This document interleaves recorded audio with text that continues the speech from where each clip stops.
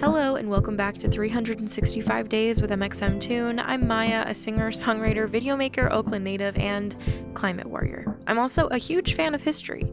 I love untold stories, gross facts, hidden secrets, anything weird, dark, and funky from the past. Each day, I'm going to share one of my favorite deep cuts with you, so let's take a look at today's story.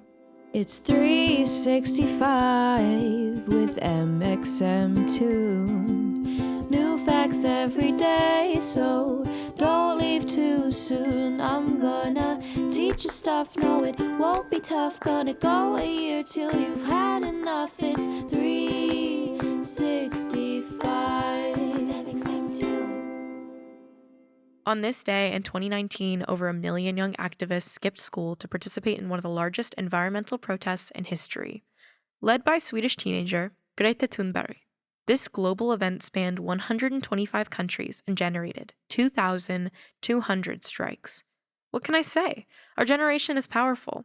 So let's look back on how teenagers around the world came together to fight for climate justice. Before Greta Thunberg became the youngest Time magazine person of the year and two-time Nobel Peace Prize nominee, she was just like us, a student who wanted to make the world a better place. When Thunberg was just 15, she won a climate change essay contest and was published in a Swedish newspaper. She was contacted by climate justice organizations that wanted to collaborate, and they suggested a student climate strike. But Thunberg struggled to get her peers involved, and so she went on a strike alone for 3 weeks leading up to the September 2018 Swedish general election. Instead of going to school, she sat outside of Stockholm's Parliament House with a sign that said, "School Strike for Climate," in Swedish. Naturally, her solo protest went viral, and by December, she was presenting at the United Nations Climate Change Conference. Her speech attracted global media attention too. She told some of the most powerful officials in the world, quote, "I want you to panic, and our house is on fire." Greta was inspired by other teenagers who were thrust into the spotlight out of necessity rather than choice.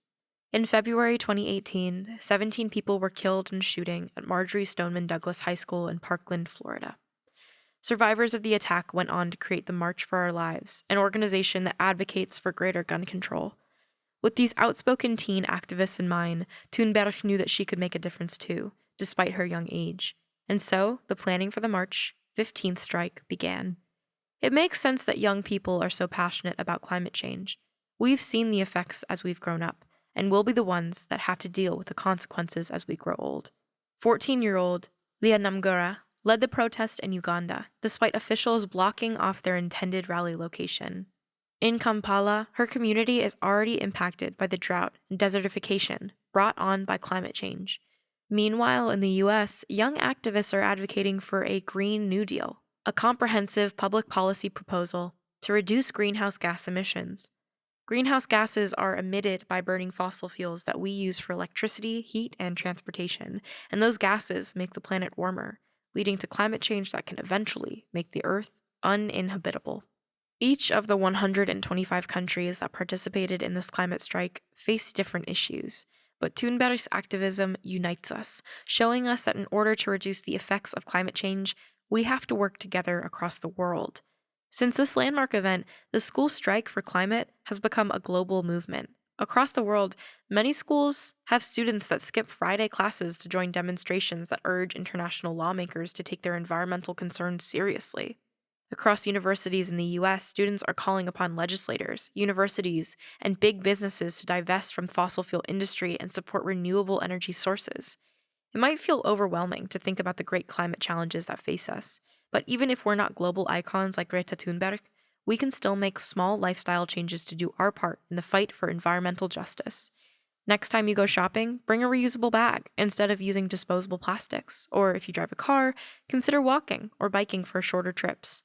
Since the production of meat and dairy products creates more carbon emissions than plant-based foods, many people are adopting vegetarian or vegan diets to do their part. Even if you can't commit to changing your entire diet, it can make a big difference to incorporate a few more plant-based meals into your week. Personally, that's the route that I take, and trying to be more conscious about smaller things, like reusable straws, cotton pads, or Q-tips, and slowly trying to live a more conscious and thoughtful life. I wish it wasn't up to young people to save the world, but still, it's empowering to know that teenagers like Greta Thunberg can make such an impact on the world. Let's talk about music history. On this day in 2013, Justin Timberlake released his third studio album, The 2020 Experience, the long awaited follow up to Future Sex Love Sounds, which came out 7 years earlier. There was such a long wait between these records because Timberlake had taken a break from music to focus on acting. During that gap, he appeared in films like The Social Network, Friends with Benefits, The Love Guru, and even Shrek the Third. The former Mickey Mouse Club star's return to music was triumphant. On the album's lead single, Suit and Tie, Justin collaborated with Jay-Z. They performed the R&B inspired song together at the Grammys and then later on Saturday Night Live. That same year, Justin Timberlake released another record in September called The 2020 Experience 2 of 2, which was then compiled into a double album called The Complete Experience. Two full-length records in 1 year might not seem that out of the ordinary now, but don't let the recent excellence of artists like Taylor Swift and Big Thief fool you. Justin must have been working hard, writing songs in his trailer while shooting all these movies between albums. And now for our final segment of the day, I'm going to be going into my own photo archives and see what I was up to on a March 15th in my life.